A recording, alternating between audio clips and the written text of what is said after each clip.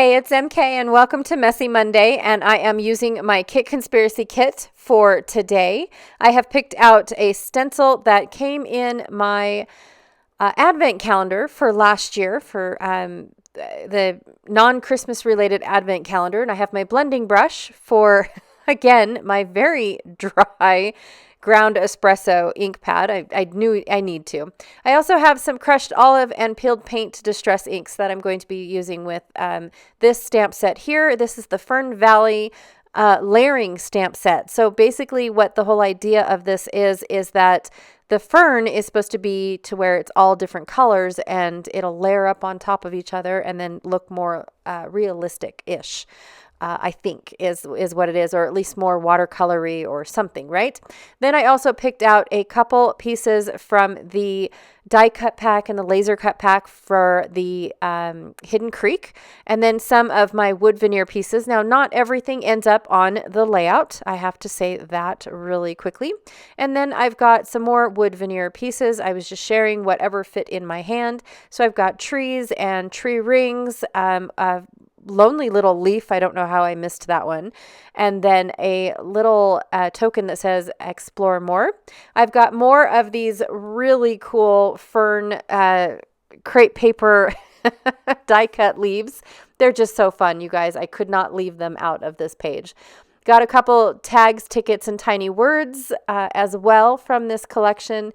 And then these are photos of the boat ride that we were taking to go whale watching. And so I thought it would be kind of cool to document getting there as well. It was quite the boat ride. And along the way, we saw a bunch of lazy little seals just relaxing on the coastline.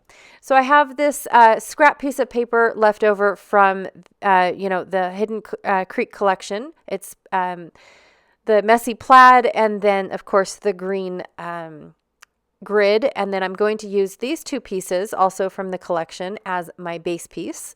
I pulled out another one of these. I really liked the gray on this one, so I'm going to try to incorporate that.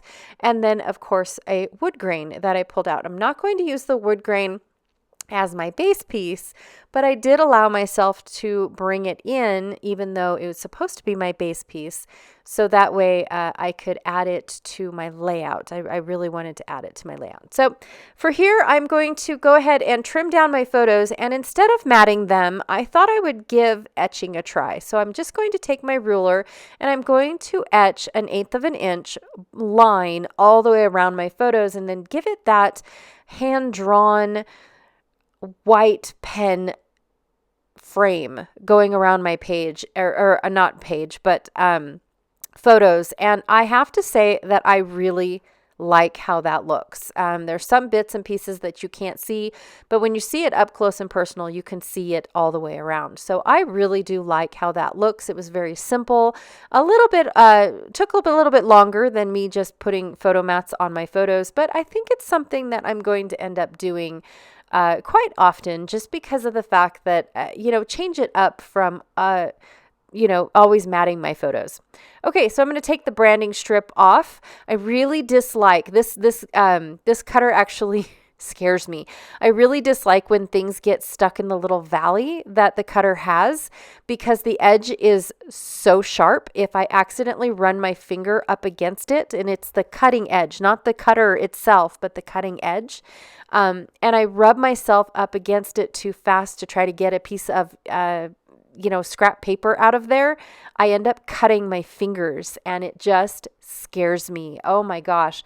So anyways, I just thought I'd share that with you guys, that when I try to get those little tiny bits out of there, I'm super uber careful because I do not want to cut my fingers. I use them too much, to be honest. All right, so I'm going to take my wood grain paper now that I've got most of the branding strips cut off, and I am going to distress all 4 edges. So what I mean by that is I'm going to distress the 2 outside edges, and then I'm going to rip it in half, so then I have 2 more edges. So I'm going to have 2 roughly 6x6 pieces of paper, and then both long edges of each piece is going to be distressed. I hope I said that right. If not, you can see what I am doing. I'm barely trying to hold the little elements off so I can rip them off as little as possible. I want these as close to 6x6 as possible, just so that way I can see a large amount of this wood grain visible behind all the layers that I am adding on here. I did rip it at an angle just so that way it gave it a little bit more of an interest. So it's probably 6 wide on one side and 5 on the other side, somewhere in there. But in the end, I do end up ripping the right side one a little bit farther down. I didn't want him to be perfect going across all the way like that. So here's where I'm going to go ahead and rip this piece right off. I just wanted it angled down. I really like this because from the camera angle looking up, it looks like I ripped the center of the blue paper and now my wood grain is behind that. So I really like that. So the reason why I was doing all of this is because, of course, I had to draw my pencil line. I cannot do any type of mixed media, stamping, backgrounds, anything until I have my outline. And the reason that is because I always feel like when I try to go rogue and not do a pencil line, I always undersell myself, which means that my mixed media is too far under where it needed to be. And I just wasted all that effort to try to put that media there. So what I'm doing here on my pencil line is I'm hazing my pencil line. So I'm just giving it very light, very, very little ink at all is on my distress tool. And I don't want it to be perfect. I don't want it to be edge to edge to edge all the way around my wood grain. I just want to give it a smoky haze. So that way when I put my paper back down, it almost looks like it's bleeding onto the page, like I stamped an image and then squirted the ink and then the ink started bleeding out. So that is one of the things that I wanted to do. All right, so to take into consideration some embellishments, I really wanted to stamp some of these fern leaves on my layout so that way I could have a cluster base already started, but then I also had random leaves poking out away from the clusters. So that way it looked like my clusters were overgrown per se throughout my layout. So I'm going to stamp here, there, and everywhere. Now this is the first layer. This is the very base layer that you want to stamp. And you can usually tell layered stamps because the base layer is always the biggest and the most solid. Like a layered flower stamp would be just a big blob, right? That would be the base layer. And then the next layer would fit inside that, but have pieces missing and whatnot. So you can always tell the layered stamps based off of what is visible on the stamp. So I went ahead and finished up with layer 1. Now I'm going to stamp layer 2. Now this one has the stem on it, and you can line up the stem, and the stem goes all the way up the leaf. And if you line up that stem, then you end up with your second layer. And now it looks like my leaf is not really three-dimensional, but has some depth to it, right? It's got some old growth. And then, of course, when you think of a plant, the new growth is always lighter than the old growth. And so that is where my inking came into play, is that if these were new fern leaves, they would be very bright green. And then, of course, if it was an older fern leaf, it would be a little darker than the newer ones.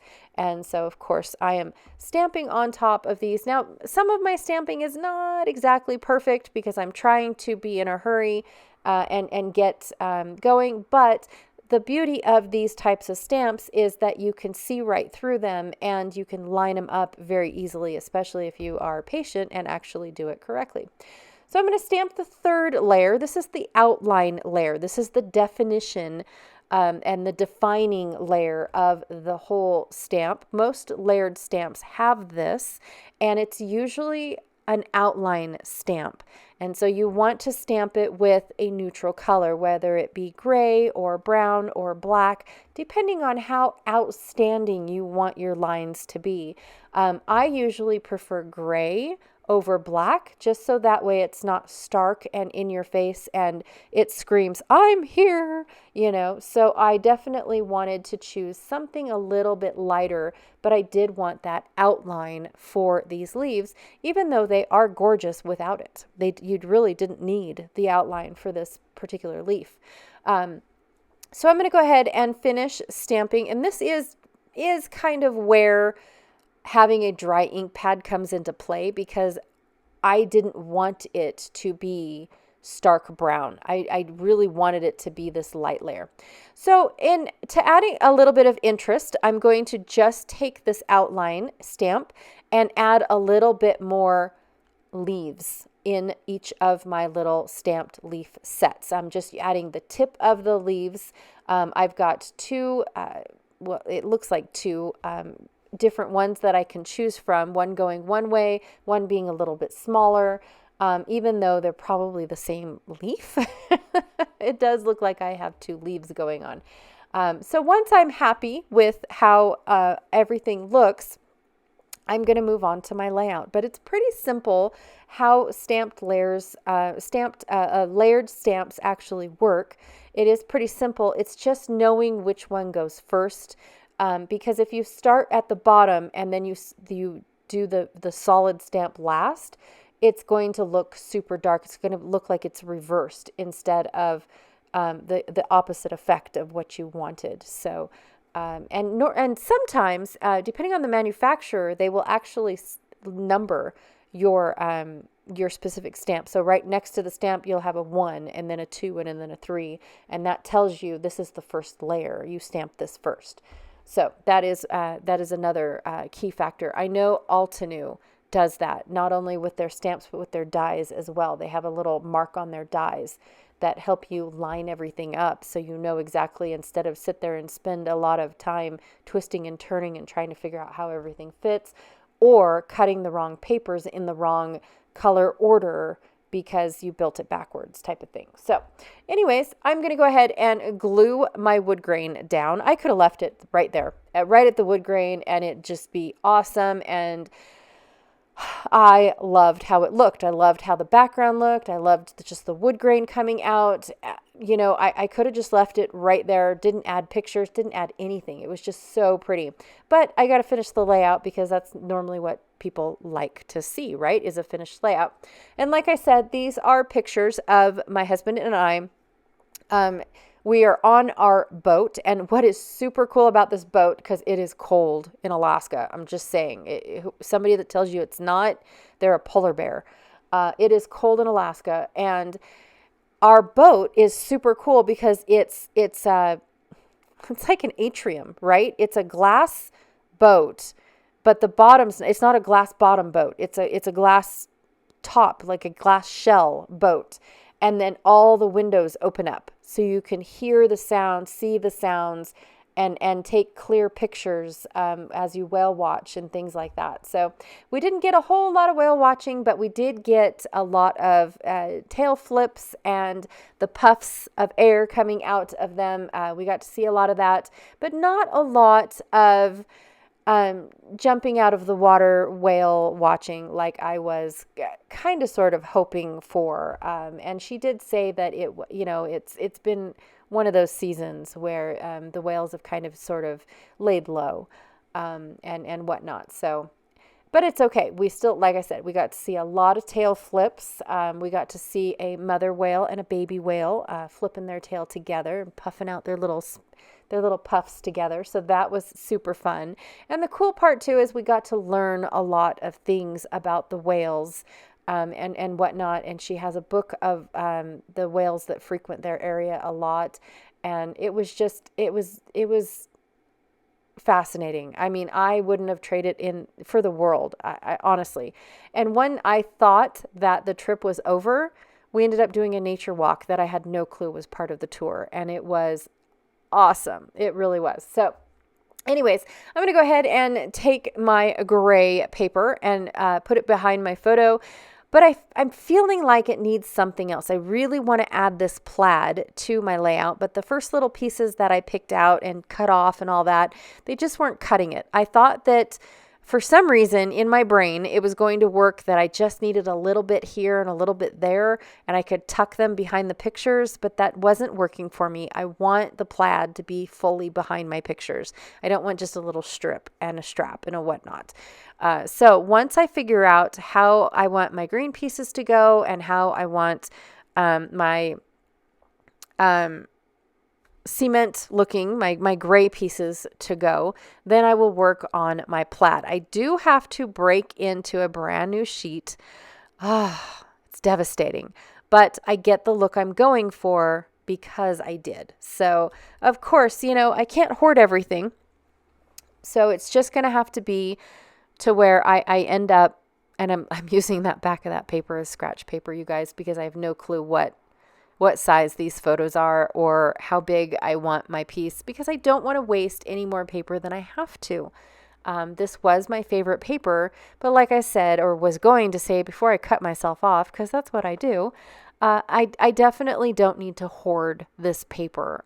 It would have been used up, whether it be for these pictures or the next set of pictures. I do not need to hoard any of these pictures at all.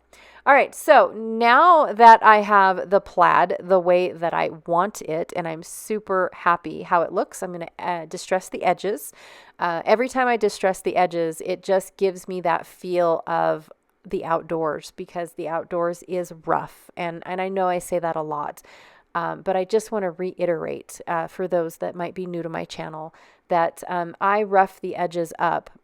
Mostly so that way, if I know that the layout is going to be super flat, meaning I don't have a lot of bulky items to put on this, like chipboard or thickers or anything like that, foam, things like that, then distressing the edges adds a lot of that dimension to your layouts, effortlessly, actually.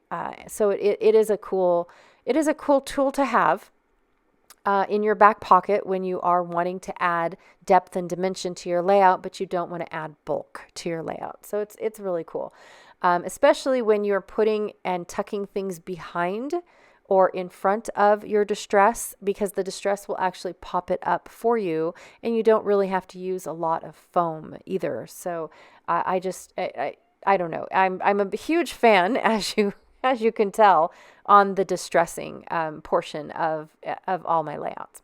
All right, so I'm going to go ahead and glue everything together. And for some reason, I cannot line up my right side to my left side. I just was having a hard time figuring this out. I'm trying to, I know how my photos are supposed to go into the plaid paper, which you can't even tell are plaid once I put the big pictures on, but I have my little bit that I wanted, and I'm happy, right? I don't know. I needed that whole sheet for this tiny little bit to show. Yeah, I don't know, you guys. I'm terrible.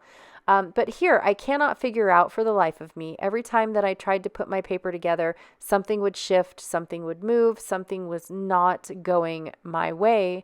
And so I was having a heyday trying to figure out how to get this to work. And finally, I'm like, okay, I'm done. It is what it is. That's where it's going to go. I have more green showing on one side than the other. But you know what?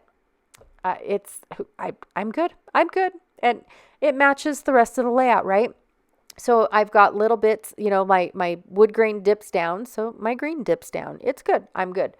So here, instead of setting up the entire layout, and just doing what I normally do, which is I lay everything down and out and everything, and then I shut the camera off and glue it all down, and then I come back and do the finishing touches or, the final reveal, things like that. But this one, I just was like, okay, I need to divvy up all my information. So I need a little bit of leaves here, a little bit of trees there, butterflies here, butterflies there. So I'm dividing all of my pieces up and trying to decide where everything is going to go. And now they're in just a messy big old pile. And it doesn't look right. It does not look like something that, I can start and stop and then show you guys the finale, right? So, of course, with all of these white pieces, I have been distressing the edges with my fingernails to lessen the white edge. I used to cut the white edge off. Now, it depends on how much of the white edge there is. will I cut it off. But for these flowers, they're pretty intricate, and for some reason I cut one apart already, and I wasn't feeling it. So I decided I'm just going to distress the edges, and then I will, deal with it then. But I also have been putting them in the background and adding layers on top, like these trees. And truth be told, the white doesn't stick out as much as I thought it was going to. So I'm pretty happy that I made this decision for this kit, because it's been making the scrapbook processes a lot faster, if I'm being completely honest. All right, you guys, so I'm going to go ahead and just start from the right side and work my way over to the left, which is completely opposite of the way that we read. I have no clue why I do this, but I always work from my right to my left. I don't know if it's the same when I glue the things down. Do I glue them down that way as well? I have no clue why I do this, but I am going to go ahead and incorporate my stamped images with my other elements. So now it looks like that stamped image was a part of my layout, or a part of this cluster, all the way from the beginning. And I just love how they ended up mixing and matching together perfectly. I absolutely love it. So, and these crepe paper leaves, you guys, I can't get enough of them. I'm going to have to find some more crepe paper, because they are fabulous. I would have never, ever, ever thought to do this and have so much fun with all these wonky leaves had I not picked up the Crafty Maven Getaway Mixed Media Box. I'm just saying that it was awesome. It was awesome.